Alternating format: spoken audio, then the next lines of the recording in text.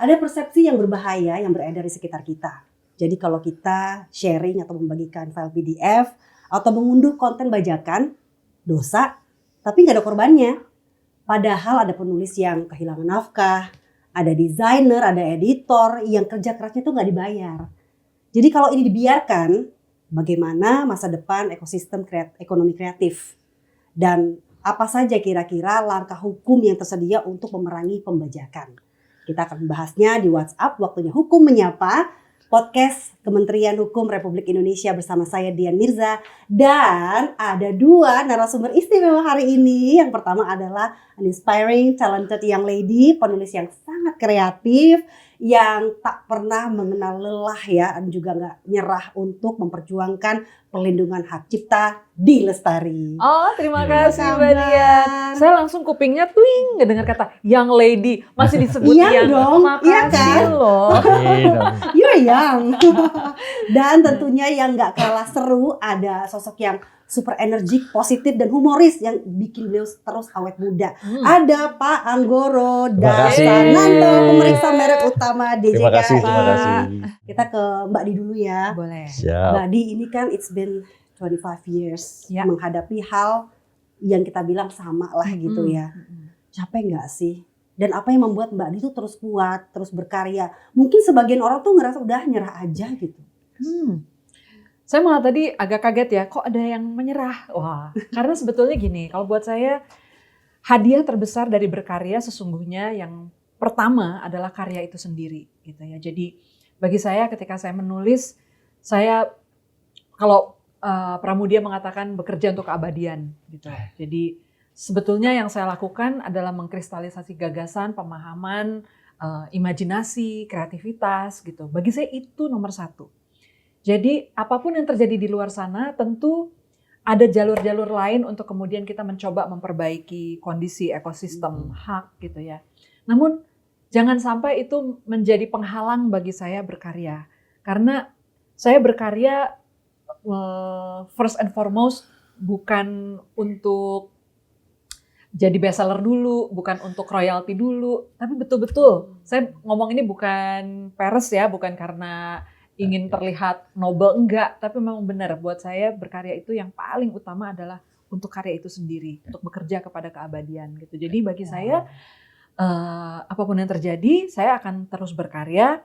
Nanti di jalur lain, kesempatan lain dan waktu lain, saya juga akan memperjuangkan profesi saya sebagai penulis gitu. Dan ini kan bukan hanya saya sendiri ya, tapi ini adalah upaya kolektif dari berbagai macam elemen gitu. So selalu sediakan juga cadangan ekstra tenaga untuk itu, tapi tenaga utamanya ya jangan sampai kita lelah untuk berkarya.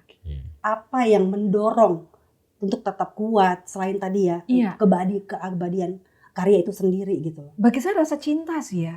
Dan karena bagi saya sebagai seorang seniman, cara saya berekspresi, cara saya hidup dan mengatasi segala macam problema hidup itu adalah dengan berkarya. Ya, saya sebagai penulis lagu gitu. Jatuh cinta saya bikin 10 lagu. Patah hati saya bikin 50 lagu. Nah, jadi memang itu sudah menjadi mekanisme, sudah menjadi bagian dari ya karakter, identitas maupun kecenderungan saya sebagai seorang manusia gitu ya. Dan mungkin itu yang disebut dengan talenta. Saya kebetulan memang punya talenta, punya kecenderungan untuk berekspresi secara seni. Dan itu nggak bisa dibendung. Dan karena emang karena cinta ya sama art form ini gitu. Jadi saya akan terus melakukannya. Terus gimana rasanya pertama kali tahu Supernova dibajak? Itu kan karya ibaratnya tuh your first baby gitu iya kan? Betul. Jadi ini menarik ya Pak ya. Momen emosionalnya tuh gimana gitu? Kisah pertama saya dengan Supernova, sesungguhnya saya selamat dari pembajakan. Karena saat itu secara tidak sengaja, saya melakukan kesalahan. Jadi produksi saya gagal. Gagal cetak, ada secara teknis gagal cetak. Karena saya orangnya perfeksionis. Saya bilang, saya nggak bisa si karya yang, produk yang gagal ini, gagal secara teknis sebetulnya, masuk ke toko buku. Jadi saya cetak lagi untuk masuk ke toko buku yang sempurnanya lah gitu. Nah yang produk gagalnya mau diapain gitu kan. Akhirnya waktu itu ada usulan dari teman, ya udah kita jual murah aja Wi. Oke, kita jual buat mahasiswa ya. harganya setengah harga. Dan akhirnya Supernova bebas dari pembajakan karena pembajak tidak sanggup bersaing dengan kami gitu loh. Dengan harga yang kami kasih, dengan kualitas yang kami kasih, nggak bisa bersaing. Dan akhirnya Supernova itu sempat punya 2 edisi.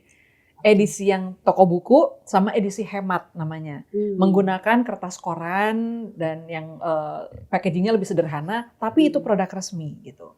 Nah, setelah kemudian saya nggak self-publish lagi dan bergabung ke penerbit-penerbit arus utama, barulah saya bertemu dengan fenomena pembajakan itu. Dan kadang-kadang ketemunya juga di saat yang, oh gitu ya, ketika book signing.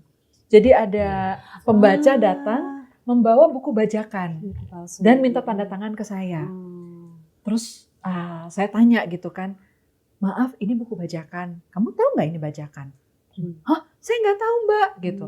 Ada yang entah beneran nggak tahu, tapi ada juga yang mungkin, ketahuan gue gitu kan. Tapi akhirnya saya selalu coba edukasi gitu. Ini lihat ya beda banget antara buku asli sama buku bajakan. Boleh nggak saya nggak menandatangani buku ini, tapi kalau kamu punya kertas kosong saya akan tanda tangan atau kita bisa foto aja gitu. Jadi saya berusaha memberitahu karena apa sih yang bisa kita lakukan sebagai penulis ya, selain mengedukasi orang-orang pembaca kita untuk yuk beli yang asli gitu. Karena kalau udah menggetok pembajaknya secara hukum, kita kan harus ya tadi upaya kolektif ya. Kadang saya sendiri nggak punya energi untuk mentungi setiap toko online, apalagi sekarang Mbak, 2001 waktu saya nulis Supernova, orang membajak masih harus nyetak.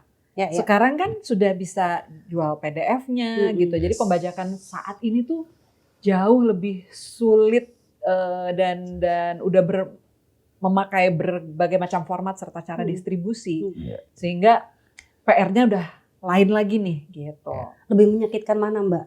Maksudnya di fotokopian, dulu kan fotokopi cetak gitu ya, daripada yang sekarang sharing PDF gratis tuh lebih sakit yang mana gitu PDF secara gratis psikologis? sih.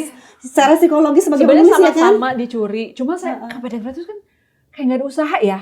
Pertama penyebarannya mudah sekali, di trace-nya susah sekali gitu.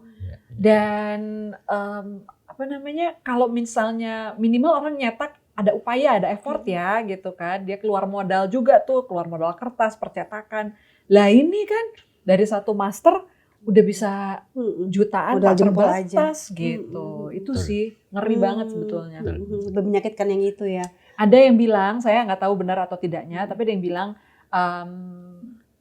kalau misalnya saya jual laku buku 10.000, itu bajakannya minimal 30.000. Jadi yang produk bajakan itu sudah pasti lebih banyak dan minimal 3 kali lipat dari angka resmi yang terjual.